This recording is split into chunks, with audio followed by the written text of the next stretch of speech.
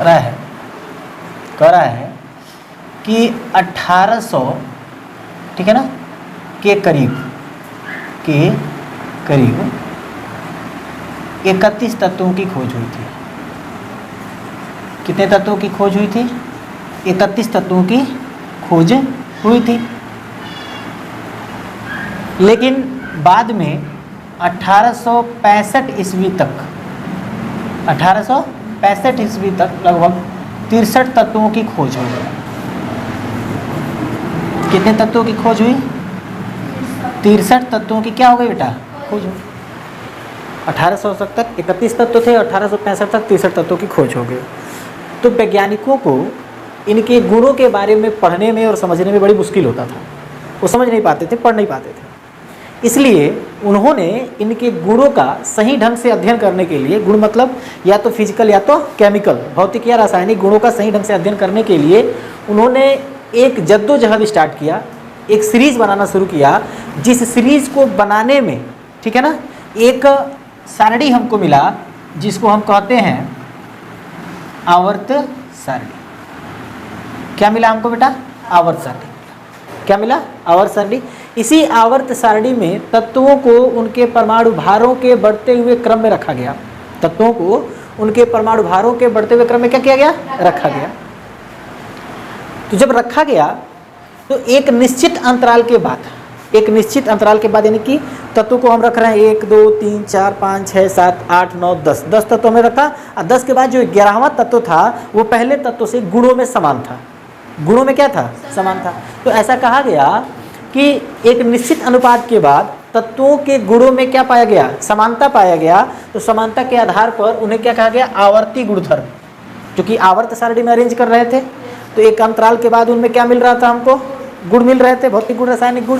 तो उन्हें क्या कहा दिया गया? आवर्ती गुणधर्म। अब तत्वों का वर्गीकरण करना शुरू किया गया कि आखिर तत्वों को जो 63 तत्व हो गए थे इनका हम अध्ययन कैसे करें। तो उसमें सबसे पहला नियम लाया गया धातु एवं अधातु के आधार पर। किस आधार पर? धातु एवं अधातु के आधार पर पहला गुण सबसे लाया गया। 1808 ईस्वी में डाल्टन ने ठीक है ना कई नियम बनाए और भी कई वैज्ञानिकों ने बनाए। जैसे एक तो ये धातु और अधातु के आधार पर तो डाल्टन ने ही दे दिया था ठीक है ना। डाल्टन ने 1808 ईस्वी में कब दिया था बेटा? 1808 ईस्वी में। धातु और अधातु के आधार से मतलब यह था कि जो भी तत्व खोजे गए हैं 31 तत्व लगभग जो खोजे गए हैं 1808 के करीब तक ठीक है ना, इन तत्वों को हम क्या करें? जो धातु हैं उनको धातु के क्रम में रख दें और जो अधातु हैं उनको अधातु के क्रम में रख दें, यानी कि मेटल और नॉन मेटल में बांट दिया गया। लेकिन 1808 के बाद कुछ ऐसे तत्वों का भी खोज हो गया जिन तत्वों में धातु और अधातु दोनों के गुण पाए जाते थे। उन्हें हम धात्वन, हिंदी में धात्वन या उपधातु कहते हैं और अंग्रेजी में कहते हैं मेटेलॉइड। क्या कहते हैं उनको? मेटेलॉइड। धात्वन कहिए हिंदी में या उपधातु कहिए, वे तत्व यानी कि आर्सेनिक और एंटीमनी की खोज हो गई लगभग 1808 के आसपास ठीक है ना, जिनमें धातु और अधातु दोनों के क्या थे बेटा? गुण थे। अधातु और धातु दोनों के क्या थे? गुण थे। यानी कि यह नियम तो मिला हमको तत्वों का वर्गीकरण करने के लिए, लेकिन यह सभी तत्वों के लिए वैलिड नहीं था। और जब सभी तत्वों के लिए वैलिड नहीं था तो यह वहीं पे असत्य साबित हो गया, मतलब यहीं पे रुक गया। अब इसके बाद से दूसरा नियम आ गया। इसके बाद से कौन सा नियम आ गया? दूसरा। और दूसरा नियम क्या था? देखो दूसरा नियम क्या? दूसरा नियम था प्राउट की परिकल्पना।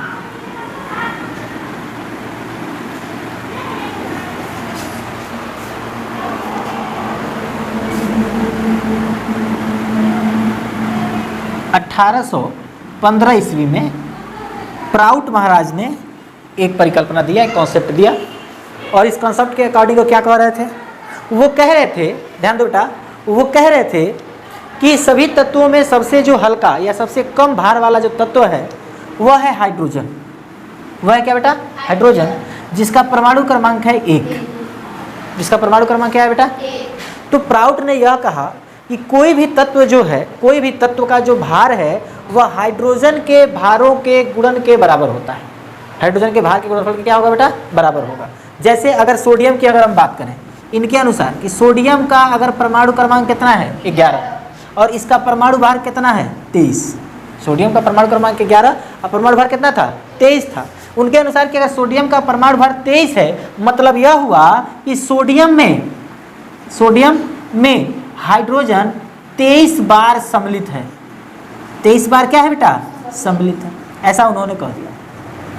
प्राउट ने क्या कहा कि जितने भी तत्वों के गुणों के आधार पर अगर रखना है तो हम हाइड्रोजन को स्टैंडर्ड मान करके, हाइड्रोजन का मान कितना है? 1। मान लो कि मेरा वजन है 1 किलो, मेरा वजन कितना है, और कोई सामने वाला है जिसका वजन है 100 किलो, यानी कि उस व्यक्ति के भार में मेरे जैसे 100 लोग आ सकते हैं कि नहीं आ सकते हैं। ठीक वैसे ही सोडियम का भार है 23 और हाइड्रोजन का भार कितना है? 1। तो प्राउट ने यह कहा कि हाइड्रोजन के, सोडियम के 23 भार में, 23 ग्राम भार में हाइड्रोजन कितनी बार आ सकता है? 23 बार आ सकता है। तो उन्होंने ऐसा कहा, तो चलिए ठीक है, कोई बात नहीं है। गड़बड़ कहाँ हुआ? गड़बड़ कहाँ हुआ कि जब हाइड्रोजन का भार 1 है, हाइड्रोजन का भार लगभग कितना है? 1 है, होता तो 0.0000009 के बराबर होता है, 1 मान लिया गया है। लेकिन हाइड्रोजन का भार जब 1 होता है तो सभी पूर्णांक के लिए तो ठीक है। मान लो नाइट्रोजन के लिए भी निकालना होगा तो हम कह सकते हैं नाइट्रोजन का भार 14 है, यानी कि नाइट्रोजन में हाइड्रोजन कितनी बार शामिल है? हाइड्रोजन भार जो है, हाइड्रोजन 14 बार क्या बेटा? 14 बार सम्मिलित है। कितनी बार सम्मिलित है बेटा? 14 बार क्या है? सम्मिलित। ऐसा कह सकते हैं ना।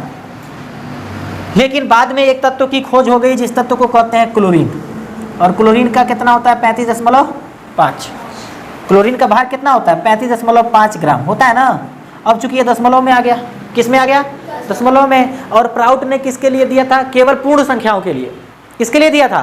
पूर्ण संख्याओं के लिए, कि 23 हो गया, 14 हो गया, 16 हो गया, 18 हो गया, ऐसे तत्वों के लिए उन्होंने दशमलव के बारे में बात नहीं किया था। और अगर हाइड्रोजन को स्टैंड माना गया है तो हाइड्रोजन में भी तो दशमलव में संख्या नहीं आती है, और क्लोरीन का किस में आता है भार? दशमलव में। इसलिए इनका यह नियम भी क्या हो गया बेटा? गलत हो गया। यह नियम भी क्या हो गया? गलत हो। बस समझ में आ रहा है? यह नियम भी क्या हो गया बेटा? गलत। 2 नियम आपने देखा, एक धातु एवं अधातु के आधार पर, दूसरा क्या देखा बेटा? प्राउट की परिकल्पना, यानी कि प्राउट का नियम था। तीसरा है डो बेराइनर के तिक समूह। तीसरा देखिए,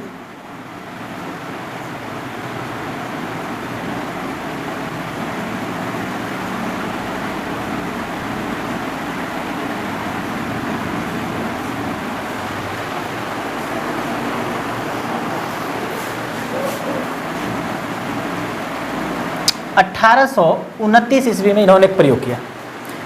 डो बेराइनर ने क्या कहा कि जो लगभग इतने तत्व खोजे गए, 31 से ऊपर तत्व खोज दिए गए थे, 40-42 की संख्या हो गई थी। कब तक? 1829 तक। 1829 तक लगभग 40-42 तत्वों की संख्या हो गई थी। उन्होंने कहा कि सभी तत्वों का 3 समूह बना लीजिए। सभी तत्वों का क्या बना लीजिए? 3-3 समूह बना लीजिए, और उन समूहों में से पहला तत्व और तीसरा तत्व जो आप रखेंगे, उनके भारों का जो योगफल होगा और उस योगफल का जो आधा होगा, वही बीच वाले तत्व का क्या? बीच वाले तत्व का भार होगा। वही क्या होगा? बीच वाले तत्व का भार होगा। ऐसा उन्होंने रख दिया। ऐसा उन्होंने क्या कर दिया बेटा? रख दिया। जैसे उन्होंने रखा बेटा, सबसे पहला उन्होंने रखा लिथियम, सोडियम और पोटेशियम। पहला 3 समूह ये लिया उन्होंने। दूसरा 3 समूह उन्होंने क्या ले लिया? दूसरा 3 समूह उन्होंने लिया बेटा कैल्शियम, स्ट्रांसियम और लिया बेरियम। ठीक है ना? कैल्शियम, स्ट्रांसियम और क्या ले लिया बेटा उन्होंने? बेरियम। और जो तीसरा लिया उन्होंने वो लिया क्लोरीन, ब्रोमीन और आयोडीन। तो क्या कहा कि लिथियम का भार होता है 17, पोटेशियम का भार होता है 39। कहा कि यह पहला हो गया और ये क्या हो गया? तीसरा। इसमें यह पहला है और ये क्या है? तीसरा। इसमें यह पहला है और ये क्या है? तीसरा। तो इन्होंने कहा कि पहले और तीसरे का योगफल, यानी कि 7 + 39 अब बट्टा क्या कर देना है? 2। अब जितना आंसर आएगा तो 39 में 7 जोड़ोगे बेटा तो कितना आएगा? 39 में 7 जोड़ोगे तो आ जाएगा 46, यानी कि कितना आया? लगभग 23। कितना आ गया बेटा? 23। चलो यह तो सही था, कोई दिक्कत नहीं है। बात समझ आ रहा है? फिर उन्होंने कैल्शियम और बेरियम की बात की। कैल्शियम का होता है बेटा 40, बेरियम का होता है बेटा 137। कैल्शियम का कितना हो गया? 40 और बेरियम का कितना हो गया? 137। जब दोनों को जोड़ दोगे 137 + 40/2 करना पड़ेगा ना बेटा, बोलो। तो ये कितना हो जाएगा? 130, 40, 70, यानी कि 176/2 होगा ना। जब काटोगे तो कितना आ जाएगा? लगभग आ जाएगा 2 × 8 = 16 और 2 × 8 = 16, 88।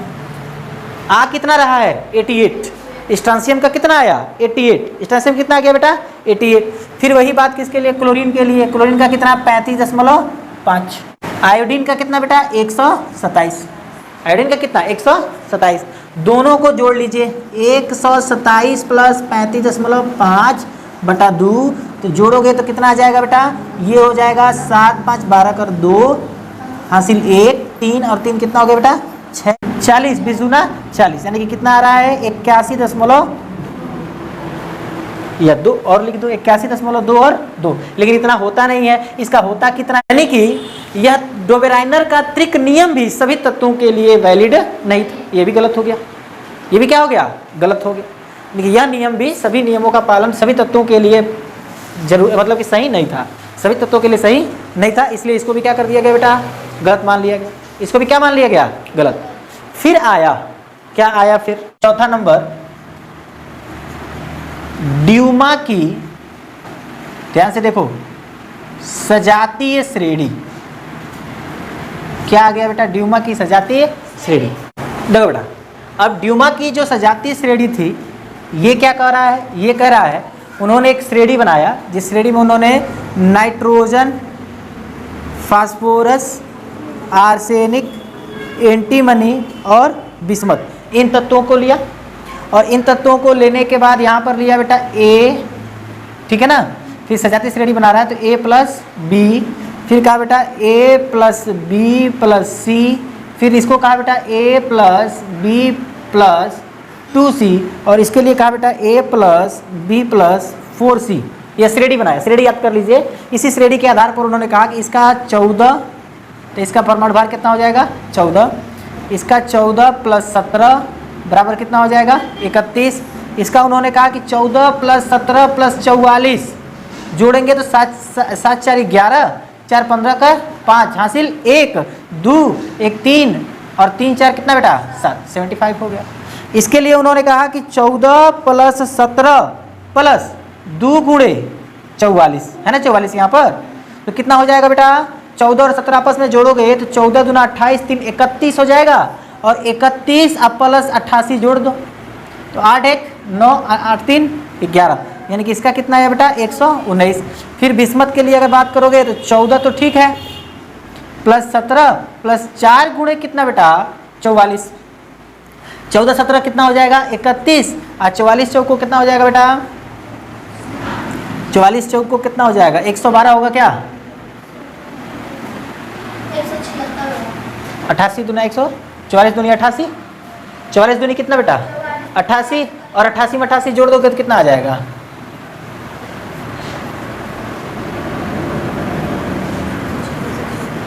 3 1 4 7 3 10 1 1 2, यानी कि कितना आएगा बेटा यहाँ पर 204। तो उन्होंने कहा कि ये क्रम अपना लीजिए, एक सजातीय श्रेणी बना लीजिए, ये सजातीय श्रेणी है, इसको आपको बनाना पड़ेगा, ठीक है ना, और सजातीय श्रेणी बना करके आप तत्वों का निकाल सकते हैं। लेकिन प्रॉब्लम ये था कि इस ड्यूमा की सजातीय श्रेणी के आधार पर भी हम सभी तत्वों का क्या नहीं निकाल सकते थे बेटा, गुणों को नहीं निकाल सकते थे, यानी कि ड्यूमा का सजातीय श्रेणी सभी तत्वों के लिए वैलिड नहीं था, ये भी सभी तत्वों के लिए क्या नहीं था बेटा वैलिड नहीं था। और जब वैलिड नहीं है तो बात क्या हो गया खत्म। अब क्या बचा है जल्दी उतारो, बता रहे हैं क्या बचा है, जल्दी उतारो। तो एक चीज़ और देखो बेटा, यहाँ देखो, तो यहाँ देखो कह रहा है कि इसमें 35.5 और 127 को जोड़ करके 2 से भाग देने पर कितना आ रहा है बेटा 81.22, लेकिन होता कितना है 80, 88 नहीं होता है, कितना होता है बेटा 80। तो जब 80 होगा तो यह नियम भी मान लो ये दोनों तो पालन कर रहे हैं, ठीक है, लेकिन यह तो उसका नियम का पालन यानी कि डोबेराइनर के त्रिक समूह का पालन नहीं कर रहा है, अर्थात यह नियम क्या हो गया गलत। अगला एक नियम है बेटा न्यूलैंड का अष्टक नियम, 5वां है न्यूलैंड का अष्टक नियम। कौन सा नियम बेटा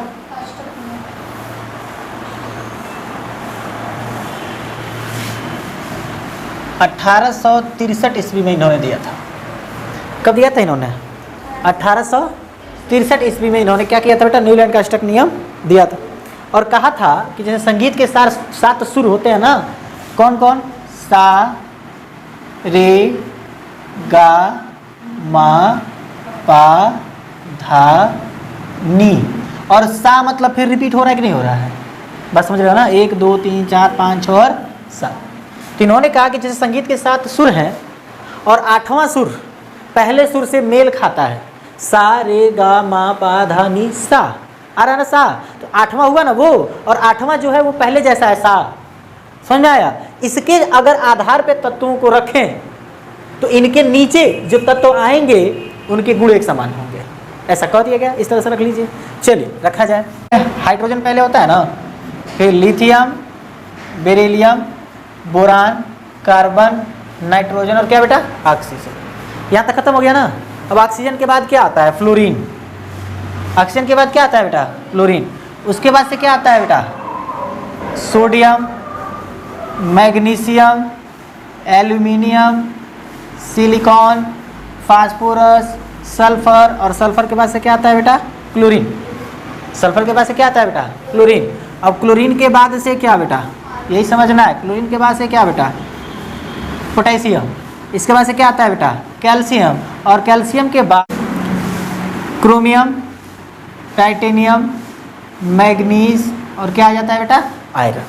तो कह रहे हैं कि हाइड्रोजन फ्लोरीन के साथ तो फ्लोरीन क्लोरीन के साथ तो समानता व्यक्त करता है, लिथियम सोडियम के साथ सोडियम पोटेशियम के साथ भी समानता व्यक्त करता है, बेरिलियम मैग्नीशियम के साथ मैग्नीशियम कैल्शियम के साथ समानता व्यक्त करता है गुणों के आधार पर, बोरान एल्यूमिनियम के साथ करता है, कार्बन सिलिकॉन के साथ करता है, नाइट्रोजन फास्फोरस के साथ करता है, ऑक्सीजन सल्फर के साथ करता है, लेकिन एल्यूमिनियम क्लोरीन के साथ नहीं करता है, सिलिकॉन टाइटेनियम के साथ नहीं करता है, फास्फोरस मैग्नीज के साथ नहीं करता है, सल्फर आयरन के साथ नहीं करता है। यानी कि कैल्शियम के बाद जो भी तत्व उस क्रम पे रखे गए, किस क्रम पे? संगीत के साथ सुर के आधार पर, तो वह इस नियम का पालन नहीं कर रहे थे असल। अतः न्यूलैंड का अष्टक नियम भी क्या हो गया बेटा? गलत। खत्म। खाली यही हो। छठवां नंबर है, छठवां है बेटा लोथर मेयर वक्र। लोथर मेयर वक्र। लोथर मेयर ने एक वक्र बनाया जिसमें उन्होंने ग्राफ दिया, और उस ग्राफ में कहा, क्या कहा? कि यह तत्व का द्रव्यमान है, तत्व के द्रव्यमान और तत्व के आयतन के बीच में ग्राफ खींचा। ग्राफ खींचने पर उन्हें कुछ इस प्रकार से ग्राफ मिले बेटा, कुछ इस तरह से ग्राफ मिले, ठीक है ना। और जब कुछ इस तरह से उनको ग्राफ मिला, कुछ ऊपर कुछ नीचे, कुछ ऊपर कुछ नीचे, तो उन्होंने कहा कि जितना भी शीर्ष है, शीर्ष है कि नहीं है? जितना भी शीर्ष है उन शीर्षों पर सोडियम, पोटेशियम, रुबिडियम, सीजियम, और उस समय फ्रांसियम का आविष्कार अभी मतलब खोजा नहीं गया था, तो यहाँ पर क्या रखा गया? बिस्मथ। समझ में आ रहा है ना? मतलब जितने भी शीर्ष पर है वह उच्च ऋण विद्युतीय तत्व है। क्या है बेटा? उच्च ऋण विद्युतीय तत्व। उच्च ऋण विद्युतीय तत्व सबसे पहले जो रखा गया उसमें कौन रखा गया? उच्च, या कह सकते हो प्रबल,